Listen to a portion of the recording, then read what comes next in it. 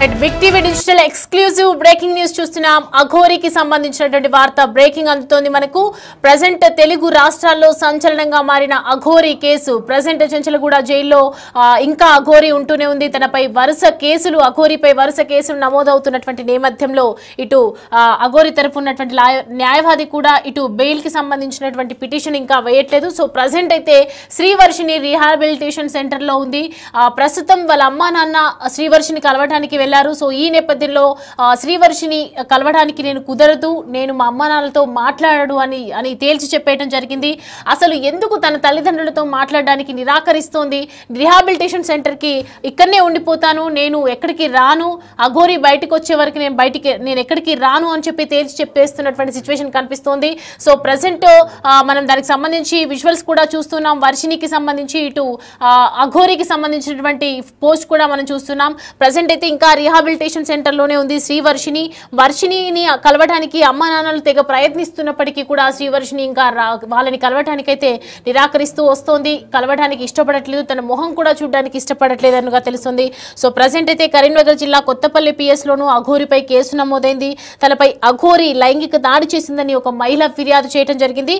అలాగే వరుస కేసులతో అఘోరి బయటకు రావటం మాత్రం ఇటీవల కష్టమే అని చెప్తున్నారు. ఇటు అఘోరి తరఫున న్యాయవాదులు కూడా బెయిల్ వేయడానికి పిటిషన్ వేయడానికి నిరాకరిస్తున్నటువంటి సిచ్యువేషన్ కనిపిస్తోంది. ఎట్టి పరిస్థితుల్లో అఘోరి మాత్రం బయటికి రాదు అనే విషయాలైతే వెలుగులోకి వస్తూ ఉన్నాయి.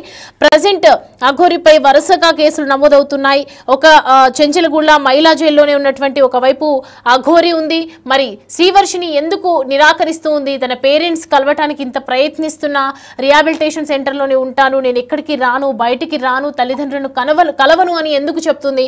దానికి సంబంధించి డీటెయిల్స్ అడిగి తెలుసుకుందాం. మా ప్రతినిధి గౌతమి అందుబాటులో ఉన్నారు.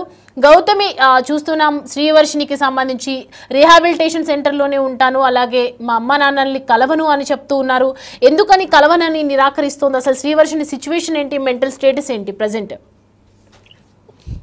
రైట్ సౌమ్య, అయితే ప్రెజెంట్ మనం కనుక చూసుకున్నట్లయితే అందరూ కూడా శ్రీనివాస్ జైల్లో ఉన్న తర్వాత అసలు వర్షిని ఇక్కడ ఉంది, వర్షిని వాళ్ళ పేరెంట్స్ ఇంటికి తీసుకువెళ్ళారా లేదా అనుకున్న టైంలోని ఇప్పటికీ కూడా నార్సింగ్ దగ్గర ఉన్న రిహాబ్ సెంటర్ లోనైతే తను పెట్టడం కూడా జరిగింది.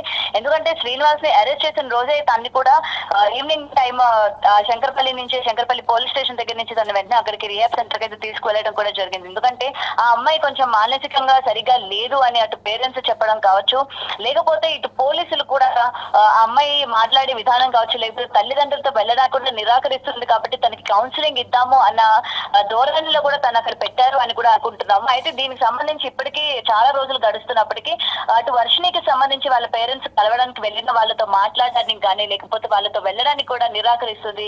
ముఖ్యంగా ఇక్కడ చెప్పాలంటే తనకి శ్రీనివాసే కావాలి, అండ్ నేను శ్రీనివాస్ తోనే ఉంటాను, శ్రీనివాస్ జైల్లో ఉంటాను, నేను కూడా అక్కడే ఉంటాను తప్ప నేను ఇక్కడ నుంచి నా తల్లిదండ్రుల దగ్గర కూడా నేను వెళ్ళను, వాళ్ళని నా దగ్గరికి రావద్దని చెప్పండి అని చెప్పి కూడా తను కరాఖండిగా చెప్పిన పరిస్థితి కనిపిస్తుంది సౌమ్య. అయితే ప్రెసెంట్ ఇటు బెయిల్ కి సంబంధించి కూడా ఎవరు కూడా బెయిల్ ఇప్పటి వరకు అప్లై చేయని పరిస్థితి కనిపిస్తుంది. ఎందుకంటే ఒకవేళ బెయిల్ అప్లై చేయడానికి వాళ్ళ పేరెంట్స్ కూడా రీసెంట్ గా చంచల్గూడకు వెళ్ళినప్పుడు కూడా శ్రీనివాస్ తో మాట్లాడే ప్రయత్నం చేశారు. అసలు ఏం జరిగింది ఏంటి అని చెప్పినా కూడా శ్రీనివాస్ కొన్ని మాటలు చెప్పారు. తన తండ్రి కూడా తన దగ్గర సాక్ష్యాలు ఉన్నాయి, ఎవరు నా కొడుకుని కావాలని తోసారో నేను నిజ నిజాలతో బయటకు వస్తాను అని చెప్పి తను మీడియా ముఖంగా చెప్పి వెళ్ళిపోయిన పరిస్థితి కూడా మనం చూసాము.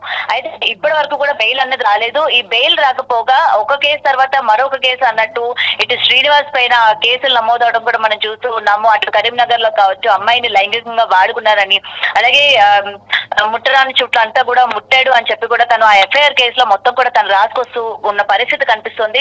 మరి ఇటు తిని బయటికి రావడమే కాకుండా ఇలాంటి ఆల్టర్నేటివ్ కేసెస్ కూడా ఇంకా తన పైన నమోదవడం వెనక ఇంకా శ్రీనివాస్ బయటకు వచ్చే అవకాశాలు లేవు అని కూడా ఇప్పటికే కరాఖండిగా చెప్తున్నారు. మరి బెయిల్ కి ఒకవేళ అప్లై చేసినా సరే తన వైపు గట్టిగా వాదించే న్యాయవాది కూడా లేకపోవడం ఇందుకు ప్రధానమైన కారణంగా కూడా మనకి ఇక్కడ కనిపిస్తుంది.